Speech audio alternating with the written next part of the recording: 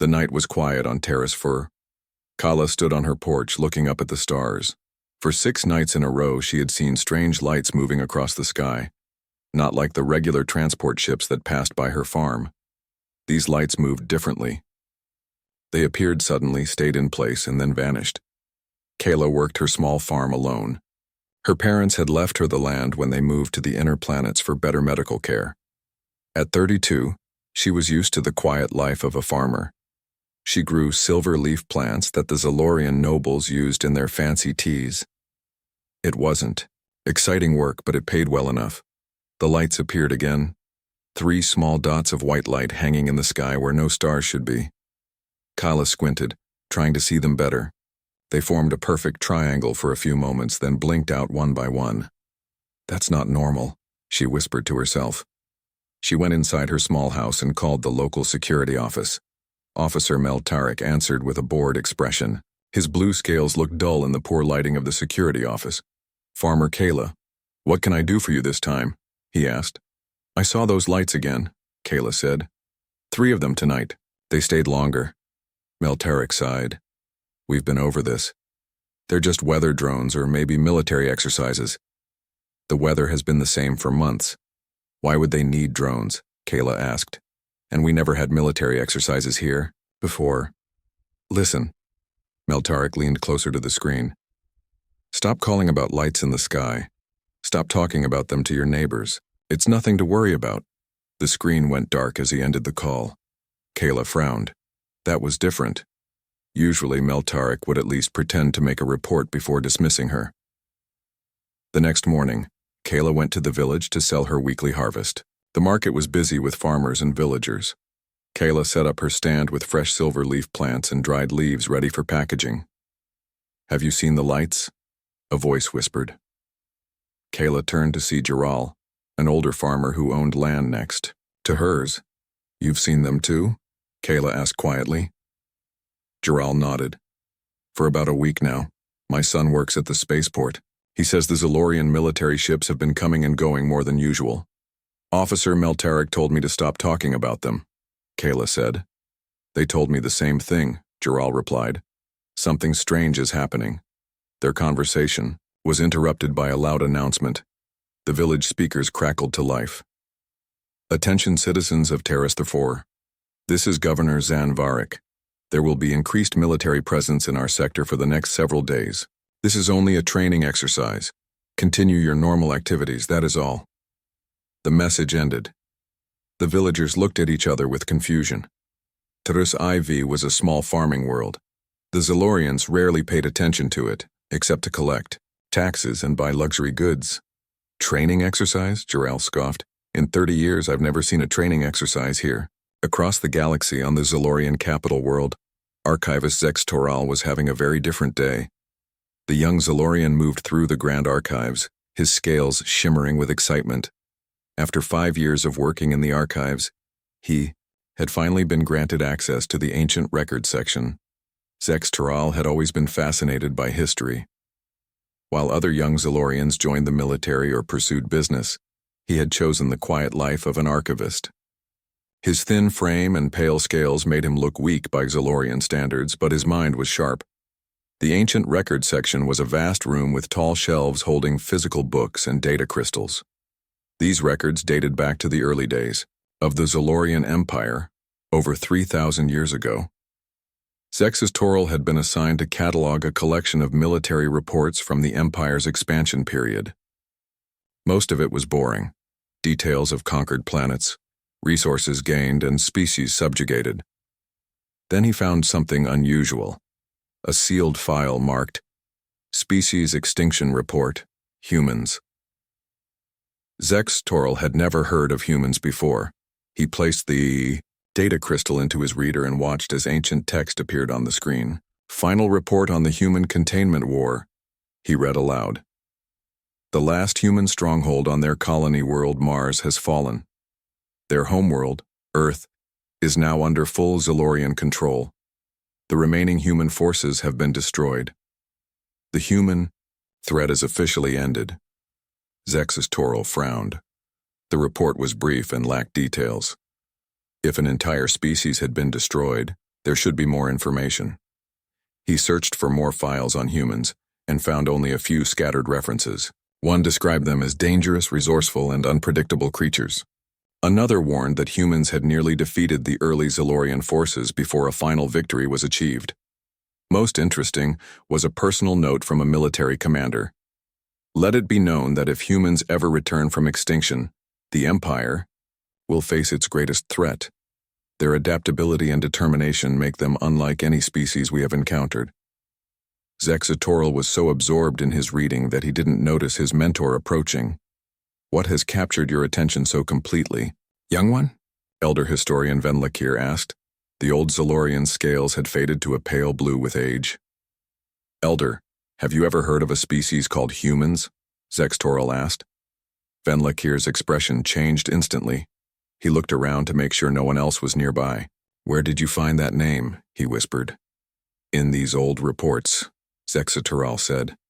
They describe a war against humans thousands of years ago. Venlakir took the data crystal from the reader and placed it in his pocket. Those are myths, young. 1. Stories created to unite the early colonies against a made-up enemy, he said firmly. The Council does not approve of archivists spreading such tales. But the reports seem real, Zexatoral argued. Many things in the archives seem real, Venlakir replied. Part of being a good archivist is knowing which records to study and which to ignore. That evening, as Zexatoral walked home through the capital city, emergency alerts began to sound. Military ships flew overhead toward the spaceport. Citizens looked up in confusion. Zexatoral's communication device buzzed. It was a message from Venlakir. Come to my home immediately. What you found today may be more important than I thought. Strange energy signatures had been detected at the edge of Zalorian space. The military was on high alert, and for the first time in thousands of years, the ancient warnings about humans didn't seem like myths anymore. Commander Alan Rogers stood on the bridge of the USS Intrepid, looking at the stars through the large viewing window. The ship was hidden behind the moon of an uninhabited planet at the edge of Zalorian space.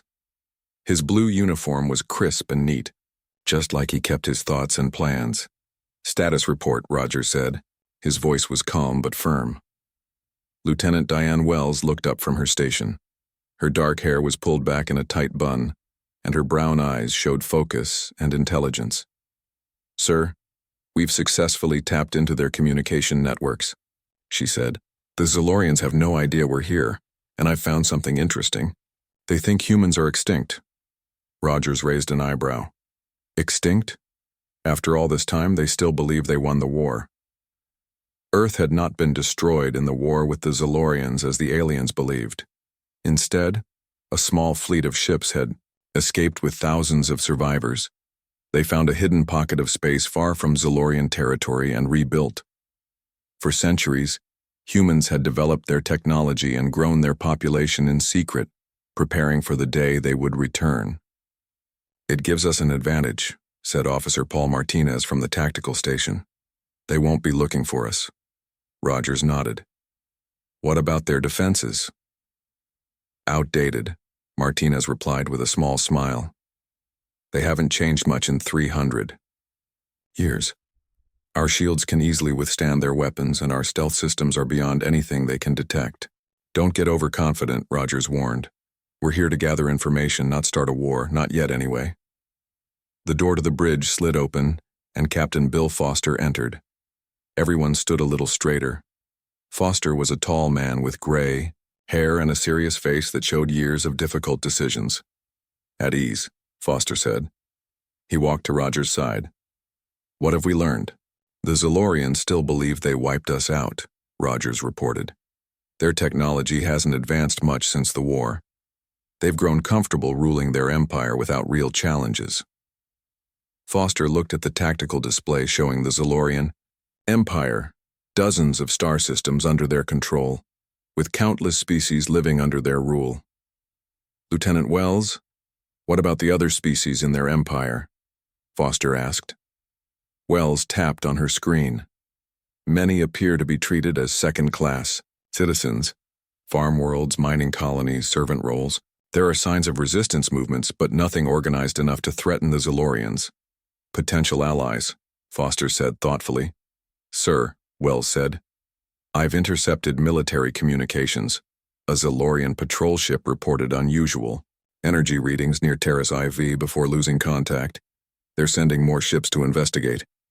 Rogers frowned. That's not us. We haven't been near Terrace IV. Could be another Earth ship, Martinez suggested. The Liberty was supposed to be scouting that sector.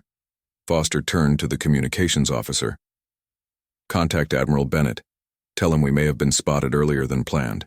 On the agricultural world of Terrace IV, Kala was being questioned by Zalorian security officers. They had come to her farm early in the morning, their scales shining in the sunlight. Tell us exactly what you saw, demanded Chief Officer Dex Voren. Every detail. Kala sat at her kitchen table, feeling small compared to the tall Zalorians. Just lights in the sky, she said. 3 of them in a triangle. They stayed for a few minutes, then disappeared. And you reported this to Officer Meltarik? Dex Voren asked. Yes, several times. He told me to stop calling about them. The officers looked at each other. Dex Voren nodded to one of his subordinates who left the house. These lights, Dex Voren continued, did they move in any particular pattern? Not really. They just appeared, stayed still, then vanished. Have you discussed this with anyone else? Kala hesitated, thinking of Jaral. No, she lied. No one else. Dex Voren didn't look convinced. This area is now under military control. You will continue your farming duties, but you will not leave your property without permission.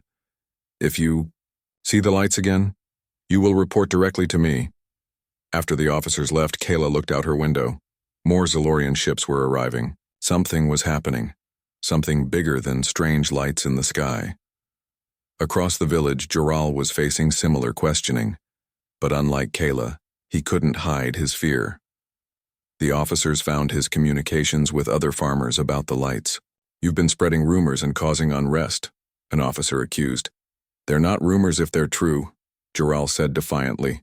The officer's scales darkened with anger. You're under arrest for sedition against the Empire.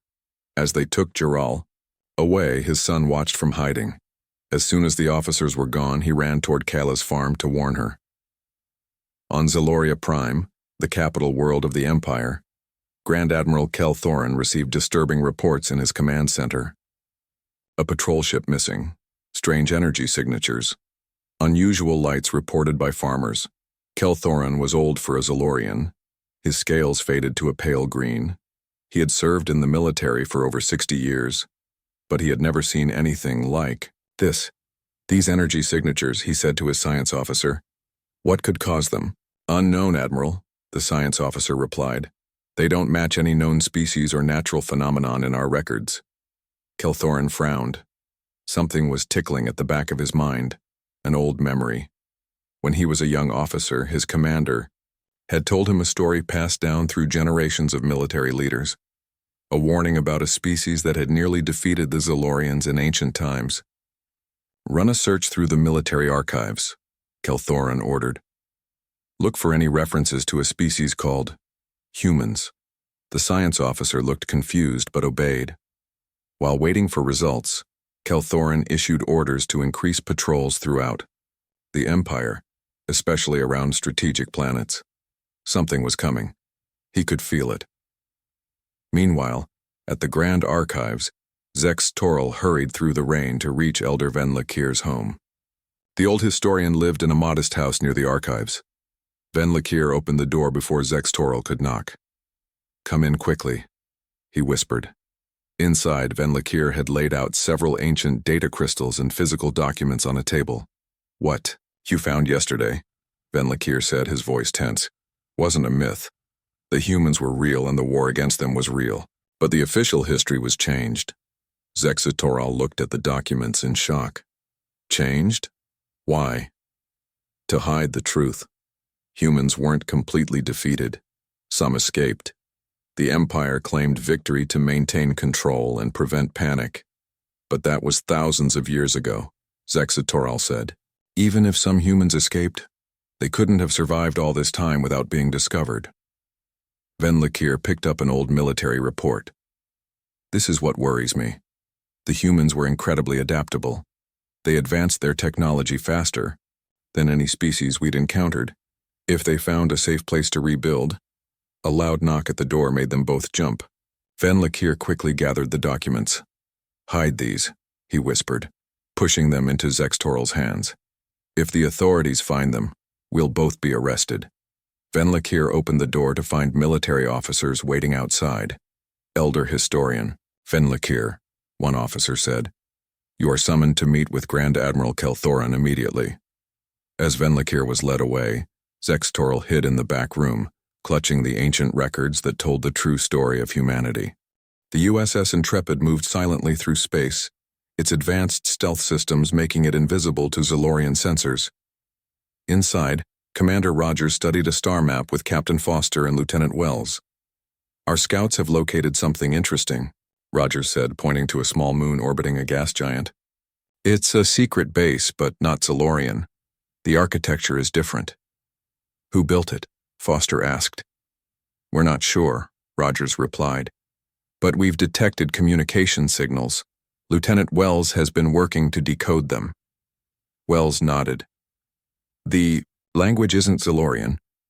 It has elements from multiple species. I think it's a resistance group. Foster raised his eyebrows. Resistance? Against the Zalorians? It makes sense, Roger said. The Zalorians have ruled for thousands of years. They've conquered dozens of worlds and species. Not everyone would accept that peacefully. Foster thought for a moment. This could be useful. Admiral Bennett wants us to find potential allies before we reveal ourselves fully. I've managed to partially decode their transmissions, Wells said. They call themselves the Coalition. They've been gathering information on Zalorian military movements for years. Can we contact them safely? Foster asked. I believe so, Wells replied. They use an encrypted communication system that's actually more advanced than what the Zalorians use. I can send a message that only they would understand. Foster nodded. Do it. But be careful. Don't reveal too much about us yet. Meanwhile, on Terrace 4, Kayla was woken by urgent knocking on her door. She opened it to find Jiral's son, Ren, his face full of fear. They took my father, Ren said, breathing hard from running. The Zalorians arrested him for talking about the lights. Come inside quickly. Kayla pulled him in and shut the door. Are they looking for you too? I don't think so, Ren said. I was hiding when they came. But we need to leave. They're arresting everyone who's talked about the lights. Leave? Where would we go? Kayla asked. The woods to the north. There are caves where we can hide. Ren looked out the window nervously. We don't have much time. Kayla quickly packed some food and water. As they prepared to leave through the back door, they heard the sound of ships approaching. Too late, Ren whispered, but the ships that landed weren't Zalorian. They were smaller, with a sleek design Kayla had never seen before. 3 figures emerged, wearing dark uniforms. They looked like Zalorians from a distance, but as they got closer, Kayla realized they were wearing masks to disguise themselves. Stay hidden, she told Ren. One of the figures approached her house and knocked. Kala hesitated, then opened the door slightly. Are you Kayla? The figure asked in a voice that was definitely not Zalorian. Who are you? Kayla demanded. The figure removed its mask, revealing a face unlike any Kayla had seen before. It looked softer than a Zalorian with no scales and had short brown hair. My name is Lieutenant Jack Miller, he said. I'm human. Kayla's eyes widened. Human? But humans are just a legend. Miller smiled. Not anymore. We've come back, and we need your help. On the Zalorian capital world, Grand Admiral Kelthoran and Elder Historian Ven Lakir sat in a secure room deep within the military headquarters. You know why I've summoned you, Kelthoran said. His voice was calm, but his scales had darkened with stress. Ven Lakir nodded slowly. You found something in the old records. Humans. Kelthoran said the word carefully. The ancient enemy we supposedly destroyed thousands of years ago. But they weren't completely destroyed, were they? That's what the old records suggest, Ben Lakir admitted. Some humans escaped our forces. The Empire claimed total victory to maintain control and prevent panic. And now we're detecting strange energy signatures, ships disappearing. Unusual. Activities reported across multiple worlds. Kelthoran leaned forward. Tell me everything you know about humans. Not the official history. The truth. Ben Lakir took a deep breath. Humans were unlike any species we had encountered. Their technology wasn't as advanced as ours when we first met them, but they learned and adapted with incredible speed. Within a few years of fighting us, they had already copied some of our weapons and improved them. Improved them? Kelthoran looked skeptical. Yes, they think differently than we do. Where we perfect a technology and then use it unchanged for centuries, humans constantly experiment and modify. They're unpredictable. If some escaped, Kelthoran said, and they've been hidden all this time, how dangerous could they be now? Ben Lakir's expression grew grim. If they've been advancing their technology at the same rate for thousands of years, while we've remained largely the same, they could be far beyond anything we can imagine. Back on the USS Intrepid, Lieutenant Wells rushed onto the bridge. Captain Commander, we've made contact with the resistance group. They call themselves the Coalition of Free Species. They want to meet. Do they know we're human? Foster asked. Yes, Wells replied. When I mentioned Earth, their response was immediate. They've been waiting for us. Rogers looked puzzled. Waiting? How would they even know about us? Apparently, Wells said, some species have preserved the true history of humans. Stories passed down through generations. They know we fought the Zilorians in the past and they've been hoping we'd return someday. Foster turned to Rogers. Prepare a diplomatic team. We'll meet them at the coordinates they provided. Hours later, the USS Concord, a smaller diplomatic vessel, approached the hidden moon base. Captain George Hudson commanded this mission with Rogers and Wells joining his team.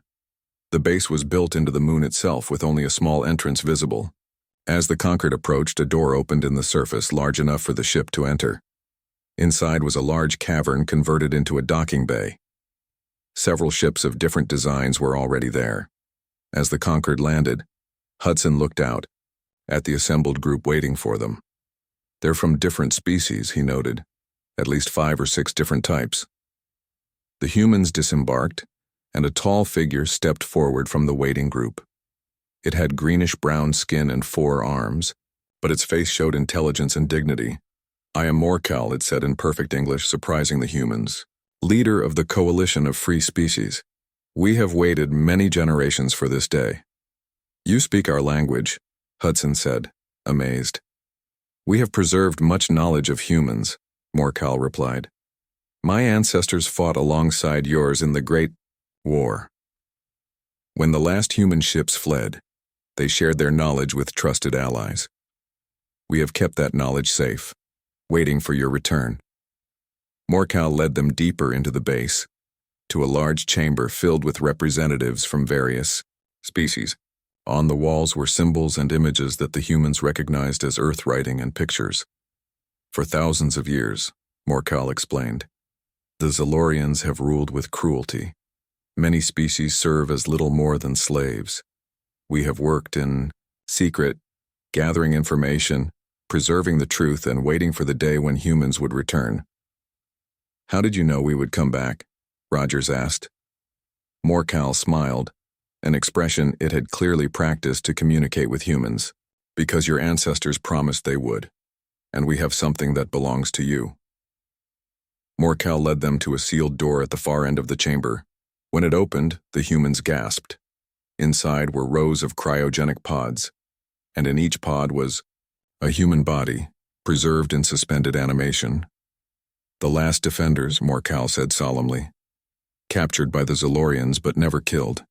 We rescued them centuries ago and have kept them safe, unable to wake them without proper knowledge of human biology.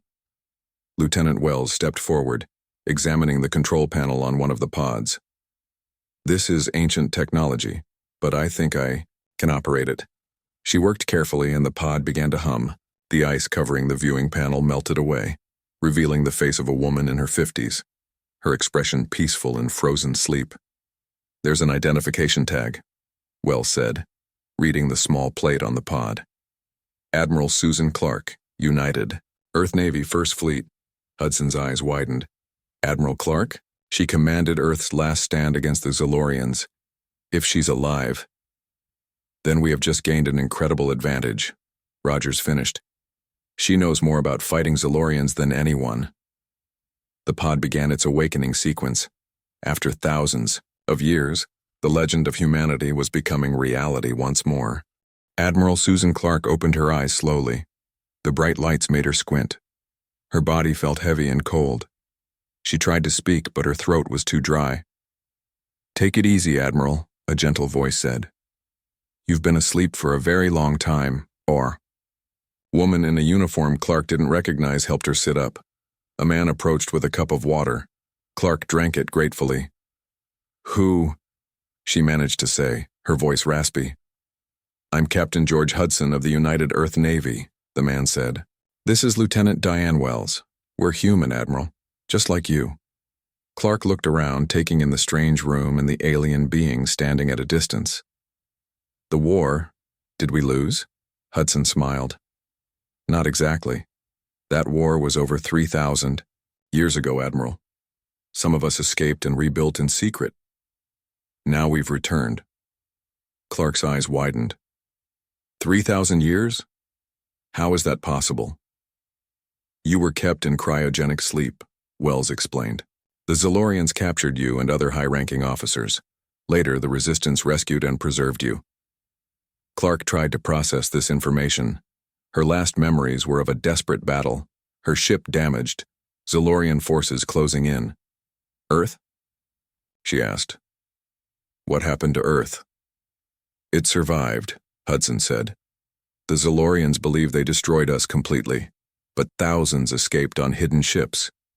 We found a new home far from Zolorian space and rebuilt our civilization. We've been preparing for this day for centuries."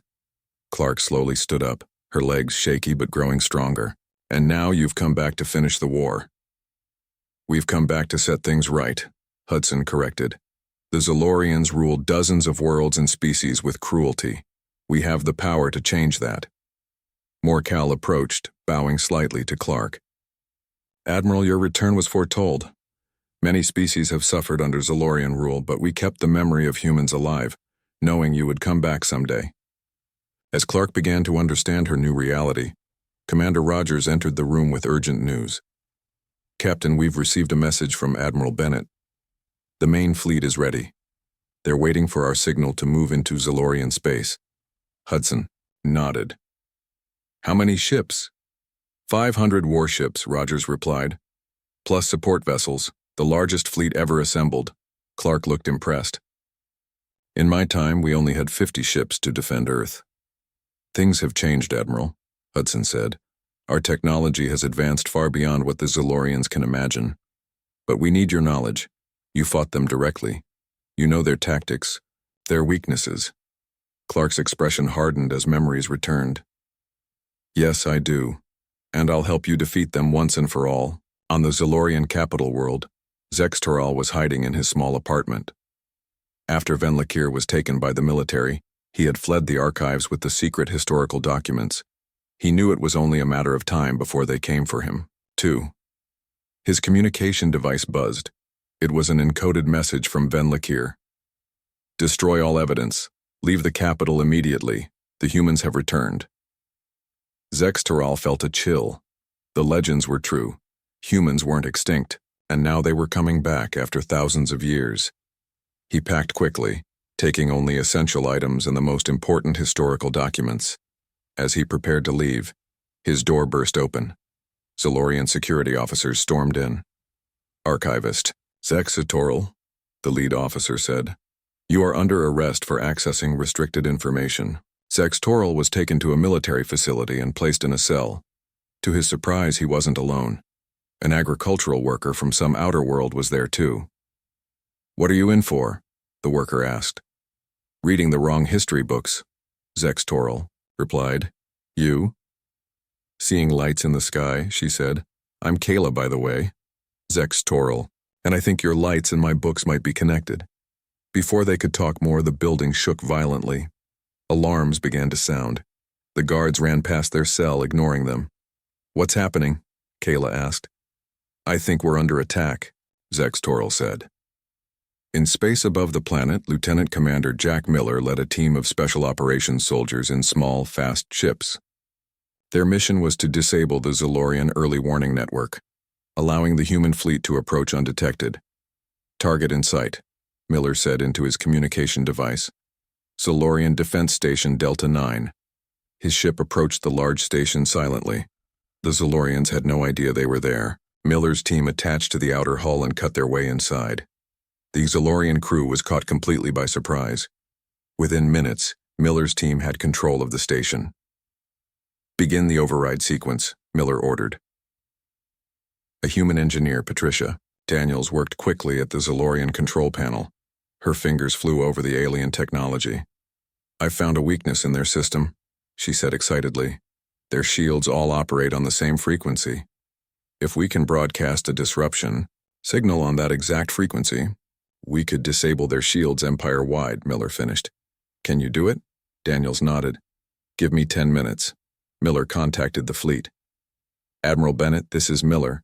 We've found a way to disable their shields, requesting permission to proceed. Admiral Frank Bennett's voice came through clearly. Permission granted, Miller. The main fleet is in position. We're just waiting for your signal. On Earth, in the United Earth Navy headquarters, Bennett stood before a large display, showing hundreds of ships ready to move. Officers worked at their stations, monitoring communications and preparing for the largest military operation in human history. Bennett was a tall, broad-shouldered man with a serious face and gray hair. He had spent his entire career preparing for this moment. All ships report ready, Admiral, an officer said. Bennett nodded. Lieutenant Commander Miller's team is in position. Once they disable the Zolorian shields, we move immediately. Another officer approached with a message. Sir, the diplomatic vessel Concord reports that Admiral Clark has been successfully revived from cryosleep. She's providing tactical information about Zolorian defenses. Excellent, Bennett said. Any word from the coalition forces? Yes, sir. Morcal reports that resistance cells on 12 Zolorian worlds are ready to rise up on our signal. Bennett allowed himself a small smile. After centuries of preparation, everything was coming together perfectly. His communication officer suddenly looked up. Sir, emergency transmission from Miller's team. They've been discovered. Zolorian forces are attacking the station. Bennett's expression hardened. Tell Miller to complete the mission at all costs and prepare the fleet for immediate jump. We're going in now, ready or not. Across Zolorian space, on planets and stations and ships, alarms began to sound as sensors detected hundreds of unknown vessels appearing seemingly out of nowhere. The human fleet had arrived, and the Zolorians were completely unprepared. Grand. Admiral Kelthoran received the reports with growing horror. How many ships? He demanded. At least 500, Admiral, his officer replied, voice shaking. They appeared simultaneously at multiple locations throughout our space. And our shields. Our shields are failing everywhere. Kelthoran realized the truth that had been hidden for thousands of years.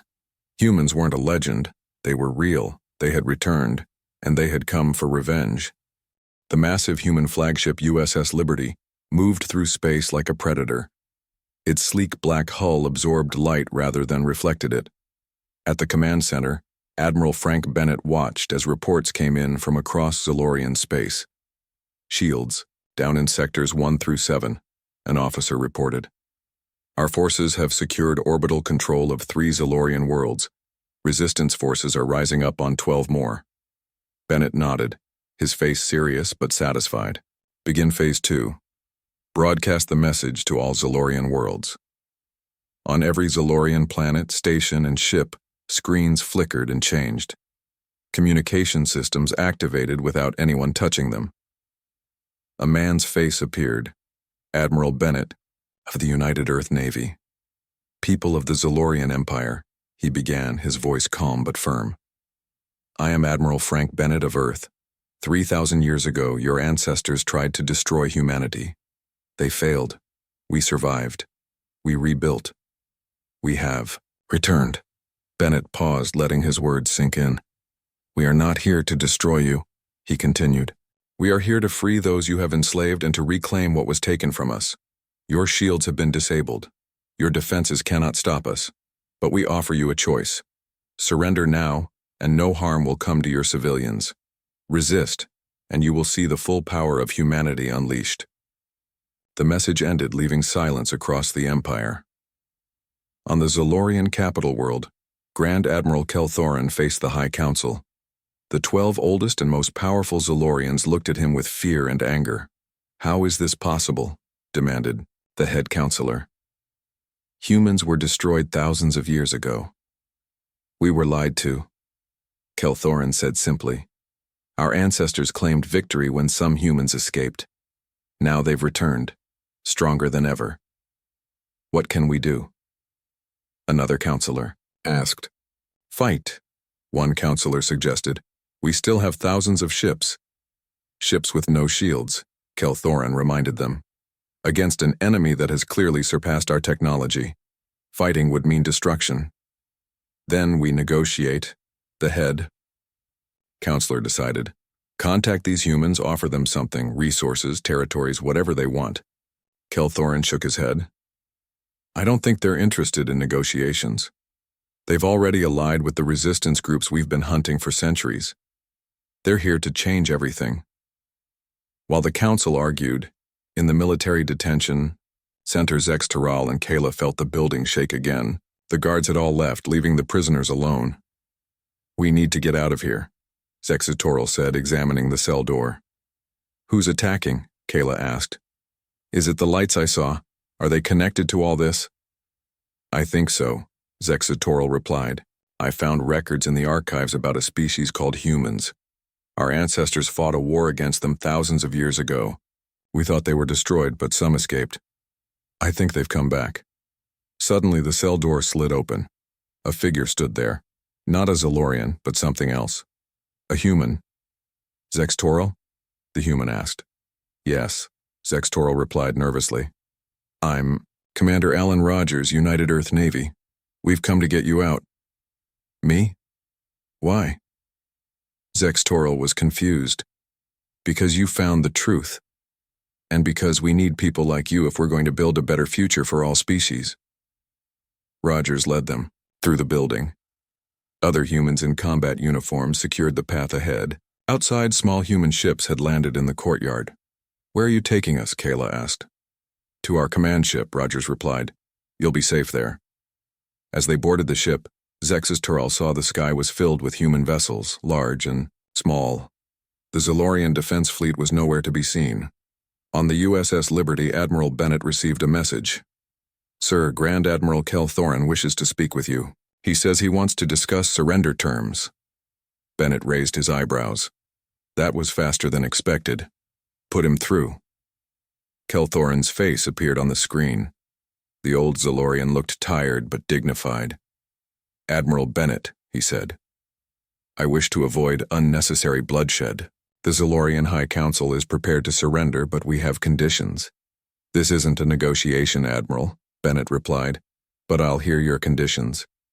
Safety for our civilians, protection of our homeworld, a voice in whatever new order you create. Bennett considered this. Your civilians were never our targets. Your homeworld will not be harmed if you surrender completely. As for a voice in the new order, that will depend on your cooperation. What do you want from us? Kelthorin asked. Justice, Bennett said simply, for what was done to Earth and humanity, for what you've done to dozens of other species over thousands of years. And what does justice look like to you, Admiral? Freedom for all subjugated species, trials for those who ordered and committed atrocities, and a truth commission to uncover the full history of what happened. Kelthorin was quiet for a moment. And if we accept these terms, then we begin building something better than an empire, something that works for all species, not just Zolorians. Meanwhile, on the diplomatic vessel USS Concord, Captain Hudson and Admiral Clark welcomed Zexatoril and Kayla. They were surprised to find Elder Historian Ven Lakir already there. "Elder," Zexatoril exclaimed, "you're alive!" "Thanks to our new human allies," Ven Lakir said. "They understand the importance of preserving true history." Admiral Clark approached Zexatoril. "I understand you found records about the first contact. War. Records your people tried to hide." Zexatoril nodded nervously. "Yes, Admiral. I was just doing my job as an archivist. And because of that, you may have helped prevent another war," Clark said. "We need truth-seekers like you to build peace." Captain Hudson explained the situation. "The Zalorian leadership is surrendering. After 3,000 years, their empire is ending, but that leaves dozens of worlds and hundreds of species needing new leadership." "What will happen now?" Kayla asked. "A new beginning," Hudson replied. "Representatives from all species, including Zalorians, will meet to form a new government. A federation, perhaps, where all have equal voice." On the bridge of the USS Liberty, Admiral Bennett received confirmation of the Zalorian surrender. One by one, Zalorian military commanders across the Empire stood down their forces. Resistance groups emerged from hiding, taking control of local governments. Bennett looked out at the stars, thinking of the long journey that had led to this moment. Humanity had survived extinction, rebuilt in secret, and returned not just for revenge but to create something better. He opened a channel to all human ships. "All vessels, this is Admiral Bennett. The Zalorian Empire has surrendered. After 3,000 years, humanity has reclaimed our place in the galaxy. But this isn't just a victory for us. This is a new beginning for all species who have suffered under Zalorian rule." Throughout human and allied ships, cheers erupted. 3,000 years of planning and preparation had led to this moment. In the following weeks, representatives from all species gathered on a neutral space station to begin forming a new government. Humans, Zalorians, and dozens of formerly subjugated species worked together to create a framework for cooperation rather than domination. Kala found herself appointed as representative for agricultural worlds, her simple farmer's perspective valued in discussions about resource distribution. Zexatoril and Ven Lakir led the Truth Commission, ensuring that history was recorded accurately this time. And on a clear night on Terusa 4, Kayla looked up at the stars again. But now, instead of mysterious lights that frightened her, she saw the pathways to new friends and allies. Humans were no longer just a legend. They had returned and changed everything. The stars that had once seemed so distant and cold now represented possibility and hope. Humanity had returned not as conquerors, but as liberators, and the galaxy would never be the same.